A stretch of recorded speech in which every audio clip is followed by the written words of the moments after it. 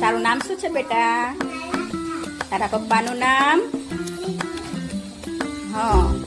આજે આસ્થાબેન અનાજ અને કઠોળની ઓળખ કરાવશે. કરાવો ઓળખ. સરસ સરસ સરસ સરસ સરસ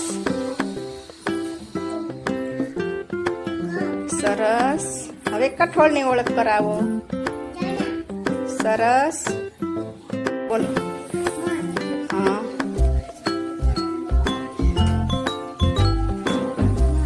સરસ